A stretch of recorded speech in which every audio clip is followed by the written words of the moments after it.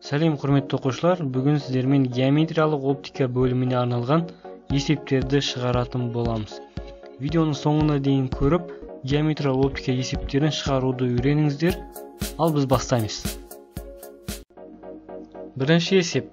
Сәуленің түсу бұрышы 30 градус. Жарық сәулесінің шағылу бұрышы. Түсу бұрышы альфа 30 градус. Жарықтың шағылу бұрышын табуымыз керек. Шағылу бұрышы бетта. Суретін салайық. Егер мынау бізде жазықтық болатын болса, осы жазықтыққа перпендикуляр тұрғызайық. Осы нүктеге жарық түсіп жатыр. Яғни суретін салатын болсақ, мынау бізде түскен сәуле. Жарық түскеннен кейін ол шағылады. Мынау бізде шағылған сәуле. Жарықтың шағылу заңын барлықтарыңыз жақсы білесіздер. Түскен сәуле және шағылған сәуле түсу нүктесіне тұрғызылған перпендикуляр бір жазықтықта жатады. Түсу бұрышы шағылу бұрышына тең. Егер түсу бұрышы, яғни түскен сәулемен перпендикуляр арасындағы бұрыш түсу бұрышы. Ал шағылған сәулемен перпендикуляр арасындағы бұрыш ол шағылу бұрышы, яғни бетта. Шағылу заңы бойынша түсу бұрышы шағылу бұрышына тең, яғни альфа тең бетта. Шағылу заңы осы өрнекпен анықталады, яғни сәуленің түсу бұрышы шағылу бұрышына тең, яғни сәуле 30 градус бұрышпен түсетін болса, онда шағылу бұрышы да 30 градусқа тең. Бетта 30 градус. Екінші есеп. Екі ортаны бөліп тұрған шекараға сәуле 60 градус бұрышпен түседі. Сынған сәуле мен шағылған сәуле арасындағы бұрыш 90 градус болса, сыну көрсеткіші. Берілген жазайық. Түсу бұрышы альфа 60 градусқа тең. Фи 90 градус болатын болса, жарықтың сыну көрсеткішін табуымыз керек. Жарықтың сыну көрсеткіші n. Суретін салайық. Екі ортаны бөліп тұрған шекара, оған перпендикуляр тұрғызайық. Осы мына бірінші орта болатын болсын, мына екінші орта. Сонда жарық түсіп жатыр. Бұлай келді, бұл түскен сәуле. Сәуленің біраз бөлігі шағылады. Одан кейін біраз бөлігі сынады. Яғни мынау бізде шағылған сәуле. Бірінші ортадан екінші ортаға өткен кезде мынау сынған сәуле. Түсу бұрышы белгілі, түсу бұрышы 60 градусқа тең. Сонда жарықтың шағылу заңы бойынша түсу бұрышы шағылу бұрышына тең, альфа тең бетта. Егер мынау шағылу бұрышы болатын болса, ол да 60 градусқа тең. Ал бізде шағылған сәуле мен сынған сәуле арасындағы бұрыш белгілі. Яғни мынау бізде шағылған сәуле, ал мынау сынған сәуле арасындағы бұрыш 90 градусқа тең. Фи 90 градус деп жазып қояды. Сонда мына аралық қашықтық негізі мынау бұрыш бізде 90 градусқа тең, 90. Сонда мына жер 60 болатын болса, мынау қалған бөлігі 30 градусқа сәйкес келіп тұр. Сонда мынау жалпы 90 градус болатын болса, мына жер бізде 60 градусқа сәйкес. Сонда қосқан кезде 90 шығады. Яғни мына жерде бізде 90 градусқа тең.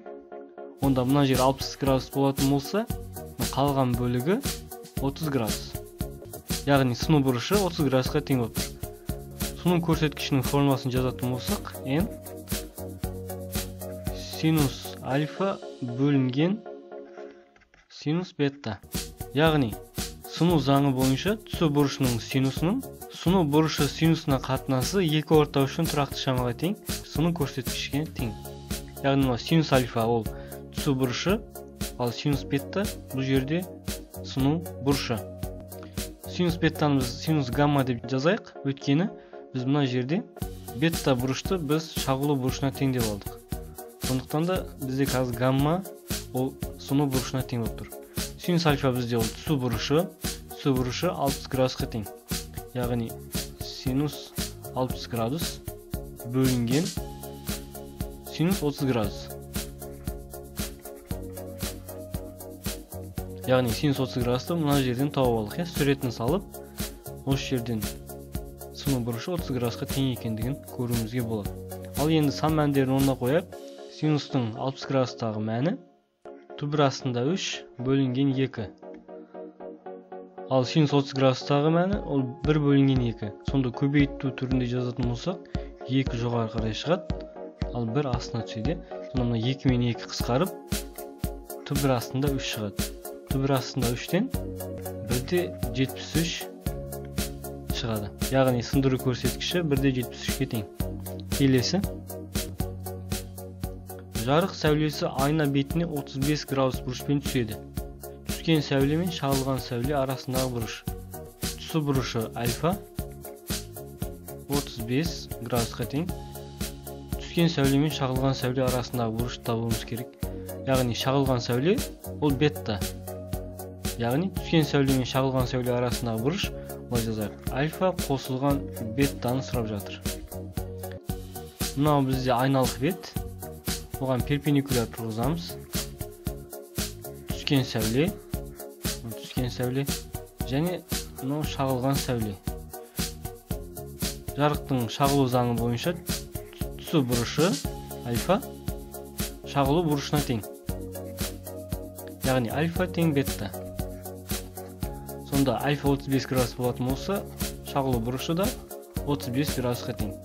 Ал бізде сұрап жатқаны түскен сәуле мен шағылған сәуле арасындағы бұрыш. Мынау бізде түскен сәуле, мынау шағылған сәуле. Сонда арасындағы бұрышты табуымыз керек. Яғни альфа бізде 35 градус болатын болса, шағылған сәуле де 35 градусқа тең. Сонда жалпы 70 градус. Альфа қосылған бетта 70 градус. Түскен сәуле мен шағылған сәуле арасындағы бұрыш жалпы 70 градусқа тең. Сонда мына ара қашықтық бізде 70 градус. Келесі. Линзаның оптикалық күші 4 диоптрия. Фокус аралығы. Линзаның оптикалық күші үлкен D әріпімен жазылады. 4 диоптрия. Линзаның фокус аралығын табуымыз керек. Фокус аралығы үлкен F. Линзаның оптикалық күшінің формуласын жазатын болсақ, D тең 1 бөлінген F. Осы жерден фокус табайық. Сонда фокус тең болады 1 бөлінген D. Орнына қойып есептейік. F тең 1 бөлінген 4. 0,25 метр. Келесі. Қос дөңес линзаның фокус аралығы 40 см. Нәрсенің шын кескінін 2 есе кішірейту үшін нәрсені линзадан орналастыру қашықтығы үлкен F. Фокус үлкен F 40 см. Оны метрге өткізетін болсақ 0,4 метр болады. 2 есе кішірейту үшін линзаның үлкейтілуі немесе кішіреюі G. 2 есе кішірейту үшін сонда 1 бөлінген 2 деп жазамын. Нәрсені линзадан орналастыру қашықтығы. Сонда нәрседен линзаға дейінгі қашықтық ол кішкентай D әріпімен белгіленеді. Суретін салайық. Мынау бізде бас оптикалық ось. Мына жерге жинағыш линзаны салайық. Осылай белгіленеді. Қос дөңес линза жинағыш линза болып табылады. Жинағыш линзаның белгіленуі 2 стрелка сыртқа қарай бағытталған болады. Сонда мына ара қашықтық бізде фокус болатын болсын. Мына ара қашықтық фокус. Сонда фокус ара қашықтық бізде 40 сантиметрге тең. Мына жер 40 сантиметр. Сонда мына жерде дене тұрған болса, нәрседен линзаға дейінгі қашықтық, яғни мына ара қашықтық бізде D әріпімен белгіленеді. Осын табуымыз керек. Линзада осы дененің кескінін салатын болсақ, бас оптикалық осыға параллель келген сәуле линзадан өткеннен кейін сынып фокус арқылы өтеді. Бұлай фокус арқылы өтеді. Екінші сәуле линзаның центрінен сынбай өтеді. Сонда екі сәуле қиылысқан нүктеде кескін пайда болады. Яғни мына жерде бізде кескін пайда болды. мына жерде бізде кескін, ал мынау нәрсе бізде. Енді белгілеп қояйық. Кескін 2 есе кішірейген кескін пайда болу үшін нәрсені линзадан орналастыру қашықтығы d-ны табуымыз керек. Яғни қанша қашықтықта орналастыратын болсақ, нәрсені кескін 2 есе кіші болады. Ол үшін жұқа линза формуласын пайдаланатын боламыз. Жұқа линза формуласы 1 бөлінген f тең болады 1 бөлінген d қосылған 1 бөлінген f. Одан кейін линзаның ұлғайтуын пайдаланатын боламыз. Линзаның ұлғайтуы g, f бөлінген d. g бізде 1/2 тең. Орнына қоятын болсақ, 1 бөлінген 2 тең f бөлінген d. Осы өрнектен d-ны табайық. d тең, сонда 2 жоғары қарай көбейеді f-ке 2f болады. Ал енді d-ны тауып алдық. Енді осы d-ны апарып, жұқа линза формуласындағы d-ның орнына апарып қояйық. Жұқа линза формуласын бұлай жазуымызға да болады. f тең d көбейтілген f, d қосылған f. Осы жердегі d-ның орнына 2f-ті апарып қояйық. Сонда 0,4 тең болады. 2f-ке f-ті көбейтсек, 2f-тің квадраты бөлінген 3f болады, қосқан кезде. 3f-ті 0,4-ке көбейтейік. 1,2f тең болады 2f-тің квадраты. Мына жерде f квадрат пен f қысқарады. Сонда 1,2 тең 2f. f табатын болсақ, 1,2-ні 2-ке бөлеміз, 0,6 метр. Яғни денені 60 сантиметр қашықтыққа қоятын болсақ, кескін 2 есе кішірейтілген болады екен. Яғни бізде нәрседен линзаға дейін қашықтық 60 сантиметрге тең. Келесі. Жинағыш линзаның фокус аралығы 0,2 метр. Дененің кескіні өзінің биіктігіндей болу үшін дененің линзадан ара қашықтығы. Фокус ара қашықтығы ол үлкен f 0,2 метр. Дененің кескіні өзінің биіктігіндей болу керек. Яғни дененің кескінің биіктігі үлкен h өзінің биіктігіндей болу керек h-қа. Яғни дененің линзадан ара қашықтығы d. Суретін салайық. Бас оптикалық ось. Жинағыш линзаны орналастыратын болсақ, мына жерде дене тұр. Осы дененің кескіні бұлай линзаға келген екен фокус арқылы өтеді. Ал екінші сәуле центрден өтеді және екеуі қиылысады. Сол қиылысқан нүктеде кескін пайда болады. Сонда мына жердегі кескін мына дененің биіктігіне тең болу керек. Мына жердегі биіктік h болатын болса, онда кескіннің биіктігі h. Сонда дененің биіктігі кескіннің биіктігіне тең болу керек. Осы шарт орындалу керек. Жұқа линза формуласын жазайық. 1 бөлінген f тең 1 бөлінген d қосылған 1 бөлінген f. Немесе бұлай жазуымызға болады. f тең df d қосылған f. Линзаның ұлғайтылу формуласын жазатын болсақ, g тең f бөлінген d. Немесе үлкен h бөлінген h. Есептің шартында дененің биіктігі кескіннің биіктігіне тең, яғни h тең үлкен h. Кескіннің биіктігінің дененің биіктігіне қатынасы ол 1-ге тең. 1-ге тең болатын болса, f бөлінген d 1-ге тең. Яғни f тең d деген сөз. Ал енді жұқа жинағыш линза формуласын пайдаланып, осы жердегі мынау f-тің орнына d-ны апарып қояйық. Сол кезде f тең d квадрат бөлінген 2d болады. Мына d квадрат пен d қысқарады. Сонда бізде қалады f тең d бөлінген 2. Осы жерден d-ны тауып алайық. d тең 2f болады. Яғни 2 көбейту 0,2. Сонда 0,4 метр. Яғни егер дене 2F арақашықтықта орналасқан болса, онда дененің биіктігі кескіннің биіктігіне тең болады. Яғни дене 2 еселенген фокуста орналасқан болу керек. Сол кезде дененің биіктігі мен кескіннің биіктігі бірдей болады. Келесі. Қос ойыс линзаның фокус аралығы 10 см. Нәрсені 12 см арақашықтыққа орналастырса, нәрсе кескіні линзадан орналасу қашықтығы. Фокус аралығы F 10 см. Нәрсені 12 см арақашықтыққа орналастырса, яғни линза мен нәрсе арасындағы арақашықтық D 12 см. Нәрсе кескіні линзадан орналасу қашықтығы, яғни линзадан кескінге дейінгі арақашықтық кішкентай f. Нәрсе кескіні линзадан орналасу қашықтығын табуымыз керек. Жұқа линза формуласын пайдаланамыз, яғни 1 бөлінген f тең болады 1 бөлінген d қосылған 1 бөлінген f. Осы жерден f табуымыз керек. Осы жерден фокус табатын болсақ, f тең d көбейтілген f, d қосылған f болады. Осы форманың орнына қойып есептейік.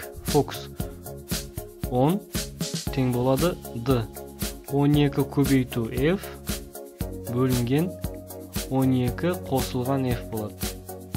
Сонда 12 қосылған f-ті 10-ға көбейтіп жіберейік. Сонда 10 жақшаның ішіне 12 қосылған f тең 12 f болады. Жақшаны ашатын болсақ, 120 қосылған 10 f тең болады 12 f.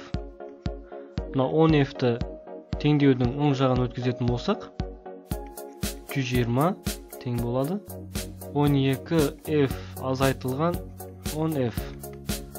120 тең 2 f қалады.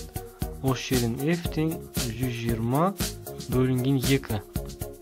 Яғни 60 сантиметр. Немесе 0,6 метр. Яғни кескін мен линзаның арасындағы арақашықтық 60 сантиметрге тең. Келесі. Фокус аралығы 6 см жинағыш линза көмегімен линзадан 18 см қашықтықта дененің жалған кескін алынған. Дененің линзадан қашықтығы. Ол суретін салайық. Біздің есепте жалған кескін алынған. Жалған кескін ол қалай пайда болады? Ең алдымен соны қарастырайық. Бас оптикалық осьті сызайық. Фокуспен 2 еселенген фокустарды белгілейік. Ортасына жинағыш линза орналастырайық. Дене бас оптикалық оське параллель келген сәуле линзадан кейін сынып фокус арқылы өтеді. Ал екінші сәуле линзаның центрінен өтеді. Бұл екі сәуле қиылысқан жоқ. Ал бірақ та олардың арт жақтарын жалғастыратын болсақ, онда екі сәуле қиылысып кескін артында пайда болады. Егер кескін дененің артында пайда болатын болса, ол жалған кескін болып есептелмейді. Яғни кескін бұл жерде үлкейтілген, жалған тұра болады. Ал енді есептің берілгендерді жазып, дененің линзадан қашықтығын анықтайық. Фокус аралығы f 6 см. Жалған кескін алынды, сонда линзадан кескінге дейін қашықтық кішкентай f 18 см. Дененің линзадан қашықтығын табу керек. Ол бізде d. Жұқа линза формуласын пайдаланамыз. Яғни f df мына жер көбейту бөлінген d қосылған f. Берілгендердің орнына қойып жазайық. Сонда f 6-ға тең. 6 тең болады 18d бөлінген 18 қосылған d. 18 қосылған d-ны 6-ға көбейтіп жазайық. Сонда 6 жақшаның ішінде 18 қосылған d тең 18d болады. 6-ны 18-ге көбейтсек 108 қосылған 6d тең 18d, я? Сонда мына 6d оң жаққа өтетін болса, минус 6 болады. Яғни 108 тең 12d. G тең 108'de 12 bölemiz. 9 сантиметр. Яғни дененің линзадан қашықтығы, суретке қарайтын болсақ, мынау бізде дене. Сонда дене мен линзаның арасындағы ара қашықтық 9 сантиметр. Мына ара қашықтық.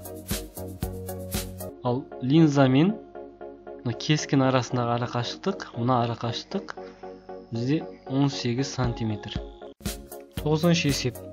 Абы жазық айнаға альфа 30 градус бұрышпен жарық сәуле түседі.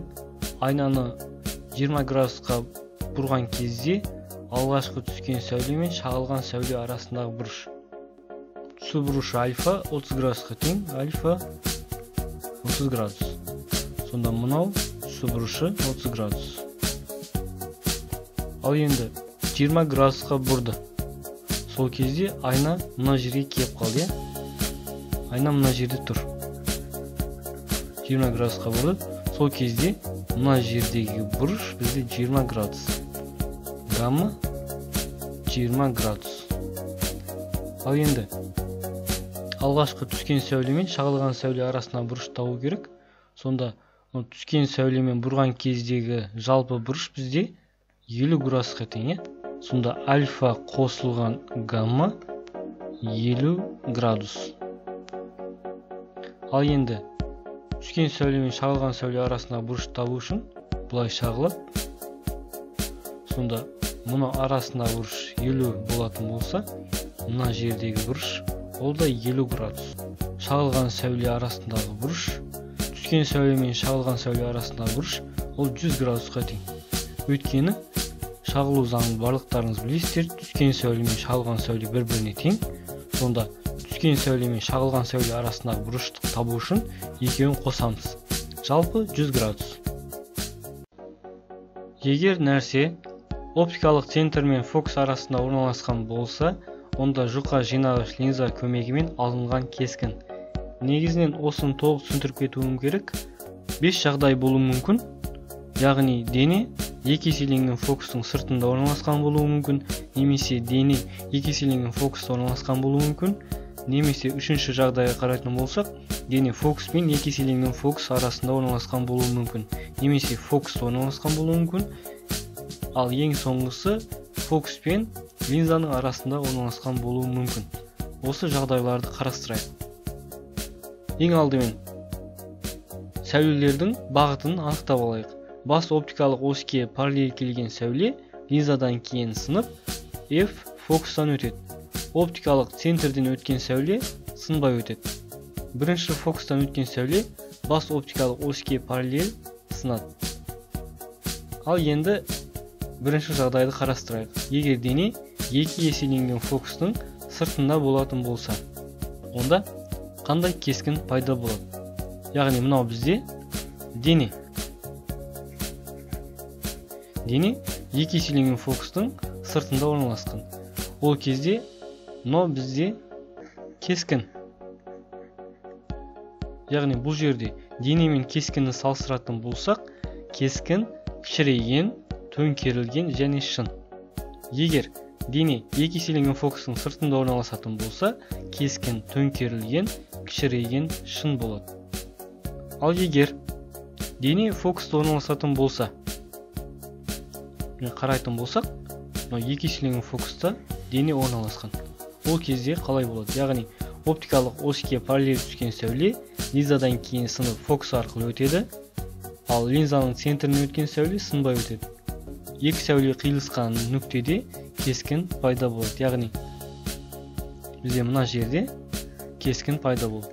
Дене мен кескінді салыстыратын болсақ, төңкерілген, шын өлшемдері бірдей. Яғни дененің өлшемі мен кескіннің өлшемі бірдей. Келесі.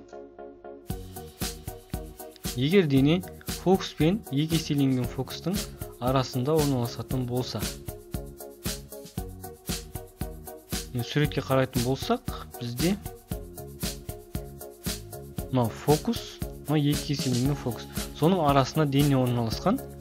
Тура бағанағы сияқты бас оптикалық оське параллель түскен сәуле линзадан кейін сынып фокус арқылы өтеді, оптикалык центрден өткен сәуле сынбай өтеді.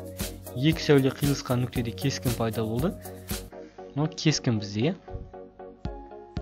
Дене мен кескінді салыстыратын болсақ, кескін үлкейген, төңкерілген және шын. Егер екі еселенген фокус пен фокустың арасында болатын болса, дене үлкейген, төңкерілген, шын болады. Келесі, егер дене фокуста орналасатын болса.